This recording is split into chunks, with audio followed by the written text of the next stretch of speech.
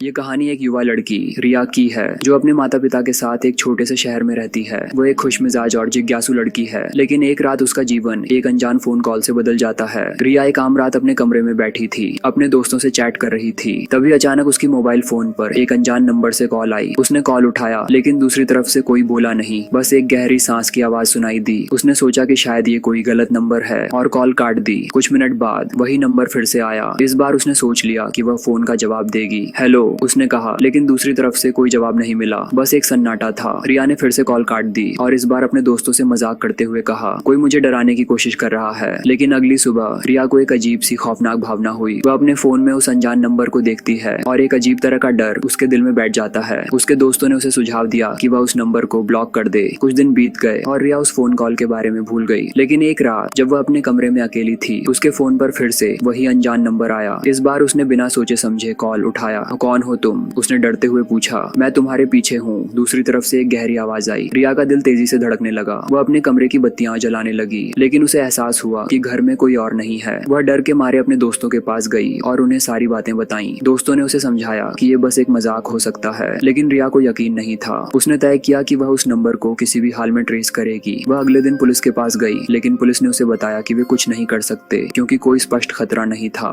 अगली रात रिया को फिर से उस अनजान नंबर से कॉल आया। उसने फोन नहीं उठाया और अपने कमरे की खिड़की को बंद कर दिया। लेकिन अचानक उसकी खिड़की पर एक जोर से दस्तक हुई। वह डरकर झिझक गई। उसने धीरे धीरे खिड़की की ओर बढ़कर उसे खोला, लेकिन वहाँ कोई नहीं था। वह फिर से अपने बिस्तर पर लौट गई और खुद को ढक लिया। तभी उसके फोन की बैटरी अचानक खत्म हो गई। अचानक उसके कमरे की लाइट चली गई। रिया ने सोचा कि ये बस एक सामान्य पावर कट है, लेकिन फिर उसने सुनी एक डरावनी आवाज, मैं तुम्हारे पास हूँ। वह चिल्लाई और बिस्तर से कूद गई। उसने दरवाजा खोला और भागने लगी, लेकिन तभी उसे पता चला कि घर का दरवाजा बंद है। वह पूरी तरह से घबराई हुई थी और सोचने लगी कि अब उसे क्या करना चाहिए। वह रसोई में गई। वहाँ उसने देखा कि एक चाकू पड़ा था। उसने उसे उठाया और पीछे मुड़कर देखी। अचानक उसे किसी की परछाई दीवार पर दिखाई दी। उसकी सांसें तेज हो गईं। कौन हो तुम? उसने चिल्लाते हुए पूछा। मैं तुम्हारी परछाई हूँ, वह गहरी आवाज बोली। अब रिया को समझ में आया कि ये सब एक बुरे सपने की तरह है। उसने अपनी आंखें बंद कर ली और खुद को संभालने की कोशिश की, लेकिन जब उसने अपनी आंखें खोली तो उसने देखा कि उसकी परछाई अब उसके सामने खड़ी थी। वह डर गई और चाकू उसके हाथ से गिर गया।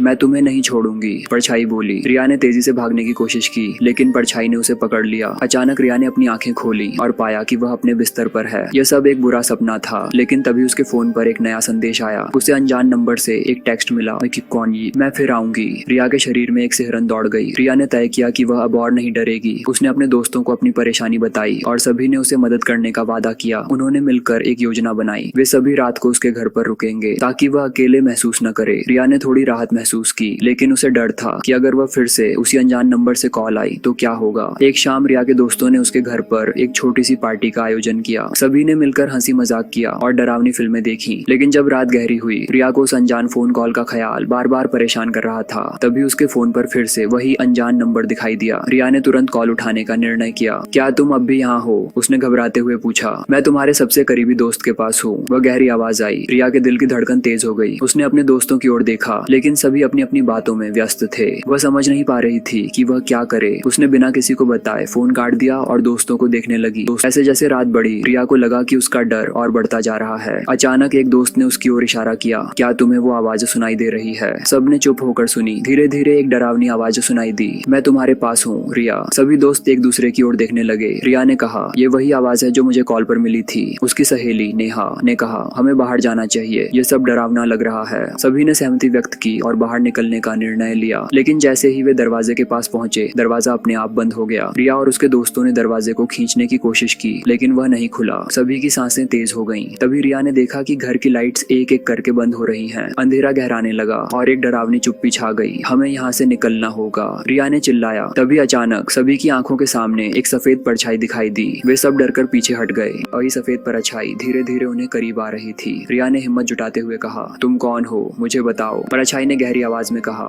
मैं तुम्हारी पहचान हूँ, तुम्हारे अंदर छिपा डर। यह सुनकर सभी ने घबराकर एक दूसरे की ओर देखा। हम तुम्हारे साथ नहीं आएंगे, नेहा ने चिल्लाते हुए कहा। परछाई ने कहा, तुमने मुझे बुलाया है, अब मैं तुम्हारे पास रहूंगी। रिया ने अपने अंदर की शक्ति को महसूस किया। उसने अपने दोस्तों की ओर देखा और कहा, हमें एक साथ लड़ना होगा, हम डर को हरा सकते हैं। सभी ने एक साथ हिम्मत जुटाई और एक सुर में कहा, हम डर से नहीं डरते। जैसे ही उन्होंने यह कहा, अंधेरों ने धीरे धीरे छंटने लगा और परछाई के चेहरे पर एक आश्चर्यजनक मुस्कान आई। तुमने खुद को पहचान लिया, परछाई बोली। बाहर से अचानक एक तेज रोशनी आई और कमरे में एक हल्की चमक फैल गई। रिया और उसके दोस्तों ने एक दूसरे का हाथ पकड़ा और रोशनी की ओर बढ़ने लगे। जैसे ही वे रोशनी में पहुंचे वे सब एक साथ चिल्लाए, हम डर से नहीं डरते। तभी परछाई गायब हो गई और दरवाजा अपने आप खुल गया। सभी बाहर निकले और देखा कि बाहर सब कुछ सामान्य था। रिया ने अपने दोस्तों की ओर देखा और कहा, हमने यह किया, हम डर को हरा चुके हैं। उस रात के बाद रिया ने समझा कि डर केवल एक भावना है जिसे हमें स्वीकार करना और उससे लड़ना है। उसने अपने डरना है उस मिलकर एक नई शुरुआत की। वे सभी मिलकर उन अंधेरी रातों को याद करते थे, लेकिन अब वे उसे एक मजेदार अनुभव मानते थे। रिया ने तय किया कि वह कभी भी अकेले नहीं रहेगी और सच्चाई का सामना करने का साहस रखेगी। एक अनजान फोन कॉल ने उसे जो सिखाया वह उसे हमेशा याद रहेगा। अब रिया अपने डर को पहचानती थी और उसे हराने के लिए तैयार थी। हालांकि रिया और उसके दोस्तों ने उस रात का सामना कर लिया, लेकिन अनजान फोन कॉल और सफेद परछाई का रहस्य अभी भी उनके मन में गहराई तक ढंसा हुआ था। रिया ने सोचा कि क्या यह सब केवल उनकी कल्पना थी या फिर सच में कुछ और चल रहा था। एक दिन रिया ने अपने दोस्तों नेहा, समीर और आर्यन को अपने घर बुलाया। हमें इस बारे में और जानना चाहिए, उसने कहा। हमें पता करना होगा कि वह परछाई कौन थी और उस अनजान फोन नंबर का क्या मतलब है। सभी ने सहमति जताई और रिया के घर के पुराने अलमारी में खोजबीन करने का निर्णय लिया। वहाँ उन्होंने एक पुरानी किताब पाई। किताब में अंधेरे, जादू और भूतों के बारे में कई कहानियां थीं। एक पृष्ठ पर रिया ने लिखा हुआ देखा, जो भी अपने डर का सामना करता है वह सच्चाई का सामना कर सकता है, लेकिन सावधान रहें क्योंकि कुछ डर आपके अंदर छिपे होते हैं।